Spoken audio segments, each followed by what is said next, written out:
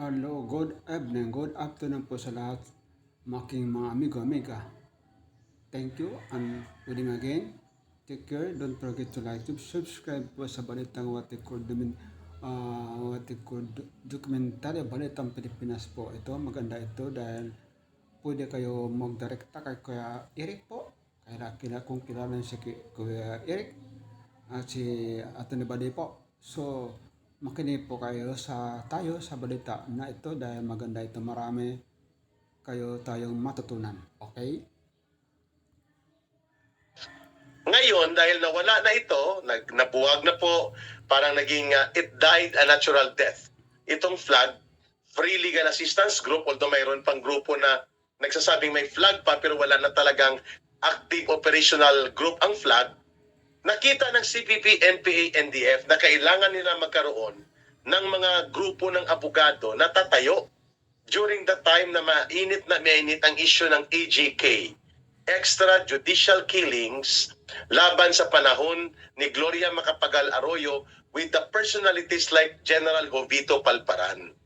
So kailangan nilang magkaroon ng lawyers movement para mabuo ang kanilang United Front, at kaya nag-project sila muli ng parang ala flag noong 1980s. Ngayon tinawag nilang NUPL. So NUPL was initiated, was conducted, orchestrated, organized, and mobilized, and until now, minamanduan at kinokontrol yan ng mga urban operatives or urban cadres ng CPP, NPA, NDF. Yan po ay proyekto ng CPP, NPA, NDF. Hindi po totoo na ito ay kusang umusbong, nagtipon-tipon ng mga abogado na mga lumalaban noon sa extrajudicial killing issue at naalala nila pwede tayong magtayo ng grupo. No. It was deliberate, it was categorical, it was pointedly planned na gawin nila ang NUPL para makahamig ng maraming mga abogado na interesado doon sa binabanggit kong issue, Ma'am Lorraine. Human rights issue, social justice issue, civil liberties against an oppressive or a corrupt government. Doon sila sumakay, Ma'am Lorraine. Question. Ano masama doon? Ang ganda nga eh. Yes. Diba? Biro mo, Ang masama doon, Ma'am Lorraine, yeah. Magandang tanong ang binanggit ni Ma'am Lorraine. Maganda ang paimbabaw. Ako. Ang masama, hindi yun ang layunin kasi nila. Ang layunin ng CPP, NPA, NDF ay mag-recruit ng mga abogado at mga paralegal and mga legal and law students para gawin silang tagapagtaguyod ng interest ng CPP, NPA, NDF. Mayroon pong dalawang underground recruitment sa loob ng NUPL. Number 1, i-recruit ka sa lumaban. Lupon ng mga manananggol sa bayan, which is an NDF-aligned organization designated or declared as terrorist organization in the Anti-Terrorism Council Resolution of the government in 2021. Ang lumaban po ay nakapaloob at lumalangoy sa loob ng NUPL, patago at palihim. At ito ay sumusuporta sa NPA, sumusuporta sa Communist Party, at bukas po sa armadong terorismo para pabagsakin ng gobyerno even if they are lawyers. Yes, they are also part of NUPL, but they are also recruited into lumaban, underground mass organization. Yan po ang masama, Ma'am Lorraine, mga kababayan. At pangalawa, mayroon pong party group ng Communist Party inside the leadership core of NUPL. Ibig sabihin po, ang top leadership ng NUPL, mga kadre din po ng Communist Party of the Philippines. Kaya may lumaban, kaya may party group ng Communist Party sapagkat ang layunin ng NUPL ay para pagtakpan ang CPP, NPA, NDF agenda within the ranks of the lawyers and legal community. Kaya kung hindi ito ma-explain, ay pwede pong marami sila ang marirecruit at marami silang manananguyan ng mga abogado at pati na mga law students, Ma'am Lorraine. So, mga lawyers, mga paralegals yan ang target ng NUPL para maging miyembro ng CPP. Right? But I cannot imagine... Miyembro or kalyado? Kalyado. Knowingly? Knowingly? Knowingly and unwittingly. Oh, okay. So, kasi nga hindi ko ma-imagine that a Ah! lawyer, no, na you have a bright future, bakit ka sasama dito sa mga CPP na ito, mga stupid yung mga na yan, na Mm. mga walang masisira lang buhay. The lawyers in our families and none of them Correct. will join that. So, but anyway, my question, Eric, no? So, hindi lahat ng NUPL ay CPP. Correct. At hindi lahat lumaban. At hindi lahat ay lumaban. Kasi pagka ikaw ay nasa membro ka na ng lumaban, CPP ka na? You will be recruited to the CPP. Pero what does it mean? What is the significance pag sumali ka na ng underground, ng lumaban? Tanggap mo na ang armadong pakikibaka, ang armadong karahasan ng NPA, and you are now supporting the CPP, NPA, NDF to overthrow the government. Yun Okay, po ang so, kaibahan. okay, so if you're NUPL, it's possible na hindi mo pa alam na CPP yan. Di ba? Correct. Yung sinalihan mo. But if you are with lumaban, definitely alam mo na. And the first step to recruitment to underground is to be part of the front organization. And then when you are recruited into the underground, na nandyan din po kasama mo sila, mga abogado din sila, you will be recruited next to the Communist Party. Eric, you Mas know, malalim na. I have a group of doctor friends. No, we're talking Mm. about the suspension of my license. We're talking about Nati Castro, De Castro, Carol Aurelio, di ba? At saka yung paano binababoy ng CPP, NPA, NDF Ang medical natin. profession.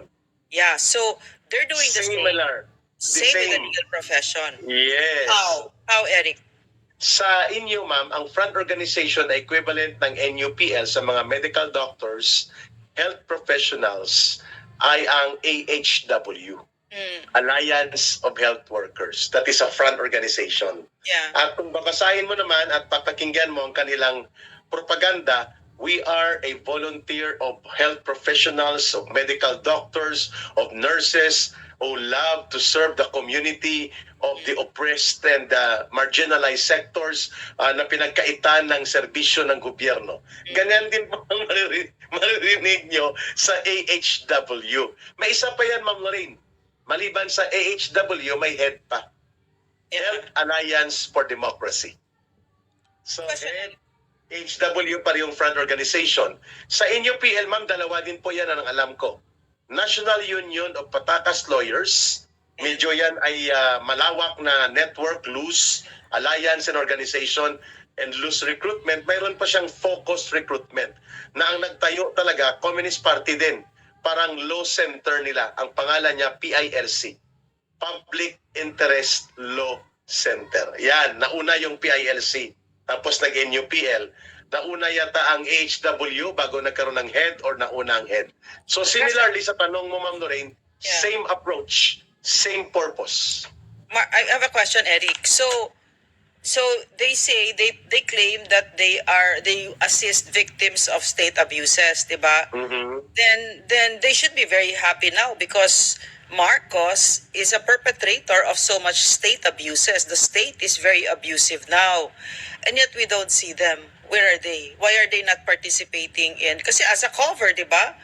As a cover, meron pa rin silang pwedeng get to accept some cases, to assist, as they say, yung cases of state abuses. Then why are they not, for instance, assisting Mike Defensor na nag-imbento lang ang gobyerno natin, no, na plunder card? But why are they not assisting Senator Marcoleta, etc.? Why? Because, number one, ang state abuses lang nila na gustong pasukan at gustong pakialaman ay kapag involved ang Armed Forces of the Philippines. Involved ang Philippine National Police. Kasi gusto nilang wasakin ng NUPL ang AFP at PNP. At yun ang simbolo ng state abuses at state terrorism sa kanila. That's number one. So number two, tingin nila kay Mike Defensor, kay Senator Jingo Estrada, kay Senator Marcoleta, sa atin, tayo ay mga enablers ng state abusers. Ganon ang definisyon nila. Kasi, ipinopromote natin ang Duterte political agenda, which is good for the country. So para sa tingin nila, ang state abuser ay si Duterte. At kailangan, bago natin singilin si Marcos sa punto de vista nila, bago nila singilin si Marcos, si Duterte muna. So that Marcos will be maximized to believe na kaibigan natin siya for a while into limited issues habang hinahabol natin si Duterte. Magandang pag-usapan yan, ma'am, sapagkat kahit wala na sa state power directly ang mga Duterte, hinahabol pa rin nila si President Duterte. Hinahabol pa rin nila ang mga Duterte sapagkat they have a score to settle.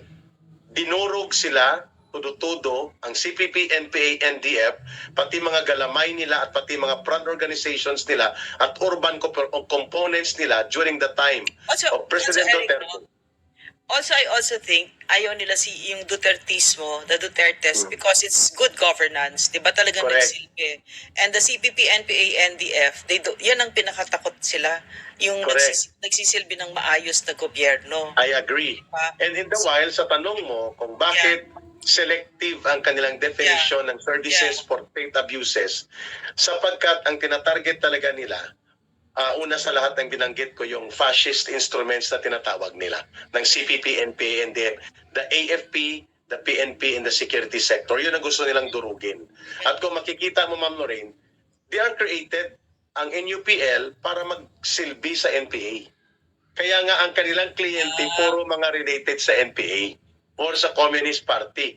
At sila ang nagpapiyansa, sila ang nag-aabogado, at sila din ang nagpapatakas. 22 top leaders of the CPP, NPA, NDF granted with temporary release upon waiver na pinirmahan ng NUPL na ibabalik nila kapag nag-collapse ang peace negotiations. Sa CPP, NPA, NDF, hindi nila ibinalik, pinatakas nila. And they did not honor itong NUPL ng kanilang commitment sa court. So, sa dinami-daming mga abogado at sa dinami-daming mga asosasyon ng mga abogado, bakit NUPL ang tumaya para sa top communist terrorist leaders ng CPP, NPA, NDF para palabasin at patakasin sila? Hindi ba yan katakataka? Sinabi ba nila yan? Kami ay mga abogado din na nagpapatakas ng NPA. Tagapyan. Oh, that's all for today, guys. Thank you. Good evening. God bless everyone. Stay safe, healthy. Again, thank you, everyone. Bye-bye.